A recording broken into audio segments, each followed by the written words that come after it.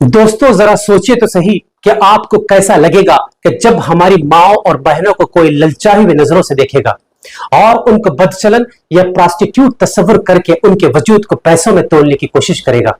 यकीनन ये एक बहुत बड़ी बात है, लेकिन हालात कुछ इसी तरफ इशारा कर रहे हैं। हैदराबाद, निजामाबाद और करीमनगर में बुर्खापोश मुस्लिम खवातीन को पकड़ा गया जो जिस्म फरोशी का कारोबार कर रही थी या प्रोस्टिट्यूशन के बिजनेस में मुलव्विस पाई गई थी। इस मसले को अगर फौरी तौर पर हल नहीं किया गया तो यकीन जानिए कि मुस्तकबिल करीब में बुर्का पहनने वाली हर औरत को इसी नजर से देखा जाएगा।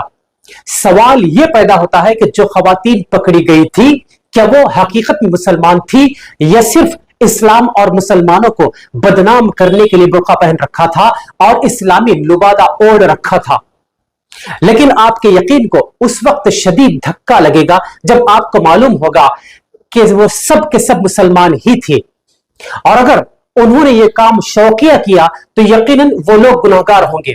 लेकिन अगर उन्होंने मुआशी मसाइल के तहत या फाइनेंशियल प्रॉब्लम को सॉल्व करने की गरज से ऐसा किया तो फिर याद रखें कि पूरा मुआशरा, मैं, आप और हम सब इसमें बराबर के गुनाहगार ठहराए जाएंगे।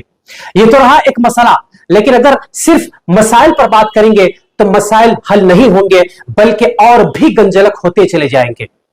हमारा अकीदा यह है कि इस्लाम एक मुकम्मल मजहब है, तो इसका मतलब यह हुआ कि इन मसाइल का हल हमारे पास पहले से मौजूद है।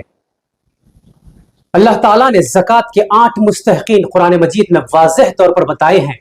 सबसे पहले फकीर या फकरा जो इंतहाई मोहताज हो और अपनी बुनियादी जरूरियात भी पूरी न कर सकता। मिस्कीन वो शख्स जिसके पास कुछ हो मगर जरूरत पूरी करने के लिए नाकाफी हो।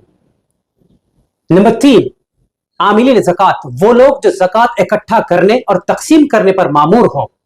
चौथे नंबर पर मुअल्लिफतुल कुलूब, यानी वो नए मुसलमान जिनके दिलों को इस्लाम की तरफ माइल करना हमारा मकसूद हो। नंबर 5 पर गुलामों की आजादी, ज़कात उन गुलामों की आजादी के लिए इस्तेमाल हो सकती है जो किसी मुआहिदे के तहत खुद को आजाद करवा रहे हों। नंबर 6, कर्जदार, वो शख्स जो जायज कर्ज में मुब्तला हो और उसे चुकाने की ताकत न रखता हो। नंबर 7 पर फी सबीलिल्लाह, अल्लाह के रास्ते में दीन की खिदमत में मशगूल अफराद। और नंबर 8 पर वब्न सबील, यानी वो मुसाफिर जो रास्ते में परेशान हो जाए और उसे मदद की जरूरत हो।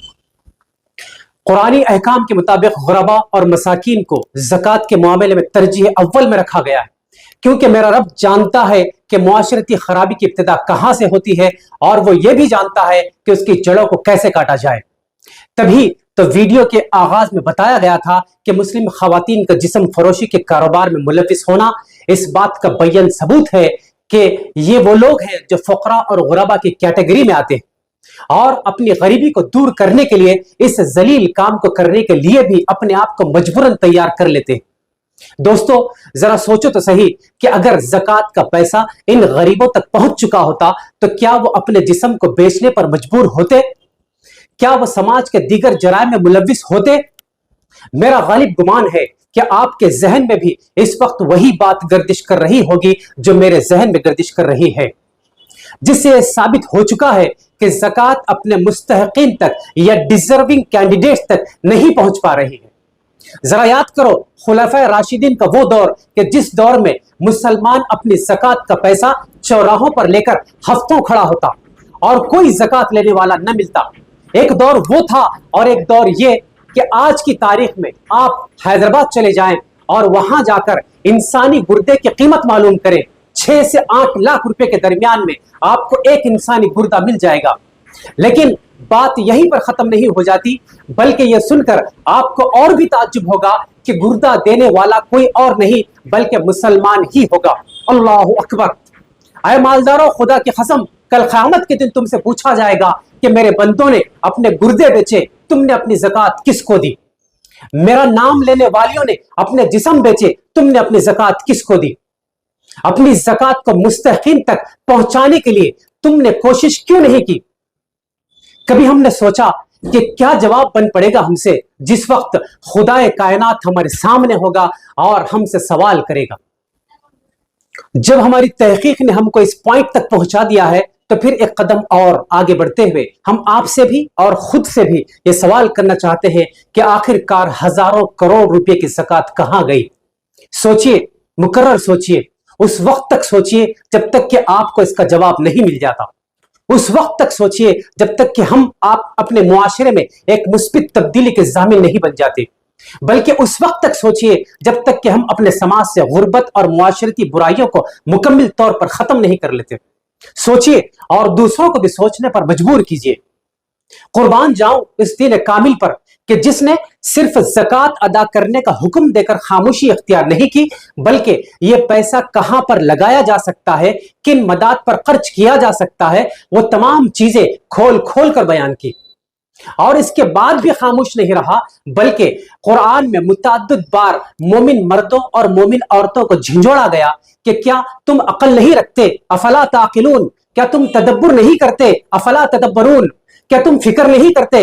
افلا تتفکرون۔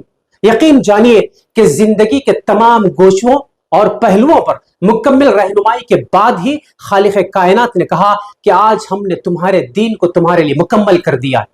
الیوم اکملت لکم دینکم واتممت علیکم ورضیت لکم الاسلام دینا۔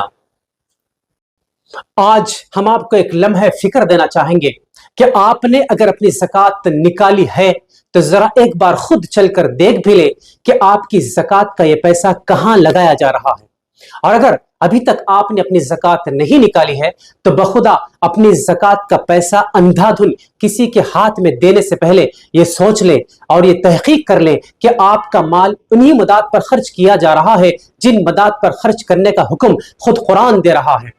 یاد رہے کہ اگر آپ بلا تحقیق اپنی محنت کی گاڑی کمائی کسی کے ہاتھ میں تھما رہے ہیں تو سماج میں موجود غریب، غربا اور مساکین اور ان کی مفلسی کے لیے آپ بھی برابر کے ذمہ دار ہیں۔